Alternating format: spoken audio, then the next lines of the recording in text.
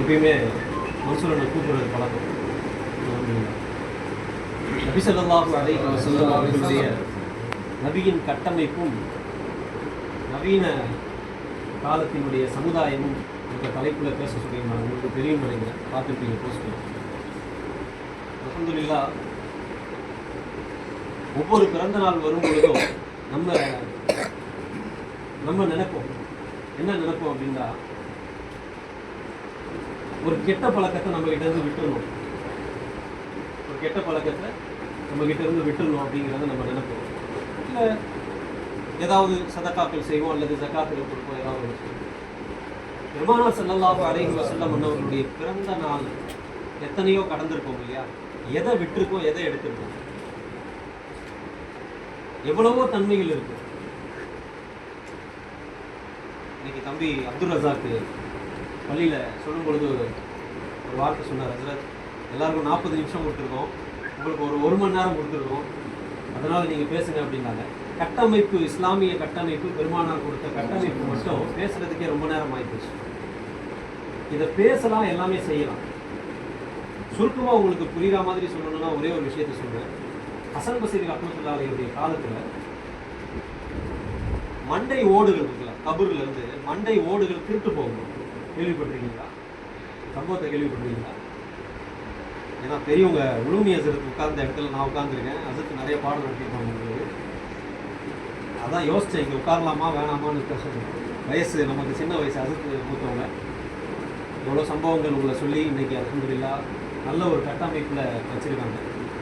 ஹசன் பஸ்ரி ரஹ்மத்துல்லாஹி அலைஹி காலத்தில் மண்டவோட திருடிட்டு கொண்டு போகும்பொழுது அந்த மண்டவோட திருடுறது கூட குவாலிட்டி பார்ப்பாங்க. குவாலிட்டி என்ன குவாலிட்டி அப்படின்னா, அவர் திருடுறவர் என்ன செய்வார் அப்படின்னா, என்ன பண்ணுறாங்க அப்படிங்கிறத ஹசன் பஸ்ரி ரஹ்மத்துல்லாஹி பின்னாடி நின்று அப்படியே கொஞ்சம் தூரத்தில் வந்து பார்க்குறாங்க. ஒரு குச்சியை காதில் போடுறாரு, அது இந்த பக்கம் போயிட்டு இந்த பக்கம் வந்துருக்கு. இன்னொரு குச்சியை அந்த மண்டை ஓட்டுக்குள்ளே போடுறாரு, அது உள்ளே போயிட்டு சல்லுன்னு கீழே இறங்கிட்டு இந்த பக்கம் வரல. இன்னொரு குச்சியை நுழைக்கணும்னு நினைக்கிறாரு, ஆனால் அந்த ஓட்டைக்குள்ள நுழைக்கவே முடியல. இவர் இந்த ரெண்டுத்தையும் விட்டார். எதை? ஃபர்ஸ்ட் எடுத்ததையும் விட்டாரு, செகண்ட் எடுத்ததையும், மூணாவது எடுத்ததையும் விட்டார். நடுவில் ஒன்று இருக்குல்ல, இப்படி போட்டோன்னே இப்படி இறங்குது, அதை மட்டும் எடுத்துக்கிட்டார். ஹசன் பஸ்ரி ரஹ்மத்துல்லாஹி அலைஹி ஒன்றுமே புரியல. ஏன்பா இதை மட்டும் ஏன் எடுக்கிற அப்படின்னு சொல்லி கேட்கும் பொழுது நம்மளாம் கேள்விப்பட்டிருப்போம். அதுக்கு அவங்க ஒரு சம்பவம் சொன்னாங்களாம், அந்த திருடுறவர். ஏன்னா ஹசன் பஸ்ரி ரஹ்மத்துல்லாஹி அலைஹி சொல்லி காட்டுறாங்க, மண்டை ஓடை திருடக்கூடிய ஒரு இடத்துல இருந்து ஒரு பாடத்தை நான் கற்றுக்கிட்டேன் அப்படின்ட்டாங்க. என்ன அப்படி பாடம் அப்படின்னா, துன்யாவில் நல்ல விஷயத்தை கேட்டு இந்த காதில் வாங்கி இந்த காதில் விட்டவன் அந்த ஃபர்ஸ்ட் மண்டை ஓடு. ரெண்டாவது மண்டை ஓடு அந்த காதில் வாங்கி உள்ள வாங்கினான் இல்லையா, அந்த மண்டை ஓடு. அது மூணாவது மண்டை ஓடு இருக்கு இல்லையா, நுழையவே இல்லை, உள்ள நுழையவே இல்லை, குச்சி நுழையவே இல்லை. இதுதான் சம்பவம் அப்படிங்கிறத சொல்லி காமிச்ச உடனே ஹசன் பஸ்ரி ரஹ்மத்துல்லாஹி அலைஹி பயந்து போய் உடனே பள்ளிவாசலுக்கு வந்து 2 ரக்காத் தொழுது ரொம்ப தேம்பி அழுகுறாங்க. எல்லாம் என் மண்டை ஓட்டை என்னவா வச்சிருக்கேன்னு எனக்கு தெரியலையே,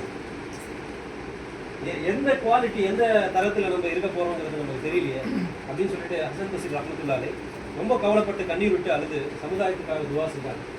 எல்லாம் கேட்கக்கூடிய நசீபை கொடுத்த நீ அதை அமல் செய்யக்கூடிய தௌஃபீக்கையும் கொடுங்க.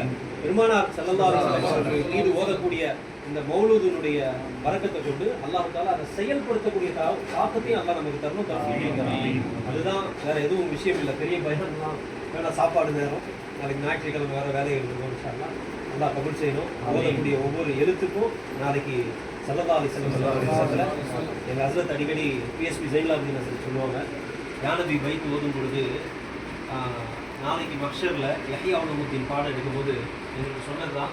அதனால் எப்போ யானபி பைத் ஓதுனாலும் ஓதி பாபா தர்கால ஒரு தடவை வந்து ஓதும்போது அதுக்கு இந்த வார்த்தை சொன்னாங்க,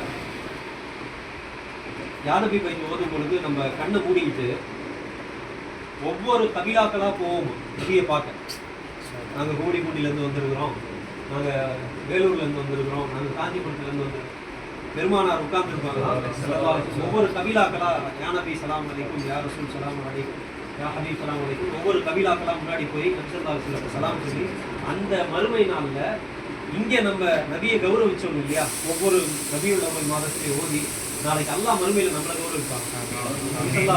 முன்னாடி உங்களால் ஓதப்பட்ட மனிதர்கள் உங்களை சிறப்புப்படுத்தி வராங்க, அவங்கள நீங்க பார்க்கறத அவங்க சிறப்பா நினைக்கிறாங்க அப்படின்னு சொல்லிட்டு நபிசல்லாஹு முன்னாடி ஒரு அன்னையிலேருந்து யானபி வைத்து எப்போ ஓதுனாலும் வேற எந்த கவனமும் வரதில்லை. நம்ம எல்லாருமே போயிட்டு இருக்கிற மாதிரி தான் எனக்கு தோணுச்சு.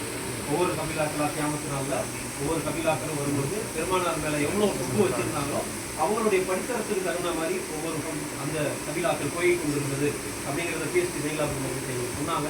அன்னையிலேருந்து இன்னைக்கு வரைக்கும் ஓதுற நமக்கு அல்லாத பாக்கியத்தை அதனுடைய நன்மைகளை கொடுக்கணும், தௌஃபீக்கையும் கொடுக்கணும். இதற்காக எந்தெந்த வீடுகளில் இல்லங்களில் ஓதப்படுதோ இதை யார் ஏற்படுத்தினாங்களோ இதுக்கு நேரத்தை விட்டுட்டு வந்த எல்லாருக்காகவும் அல்லாஹ்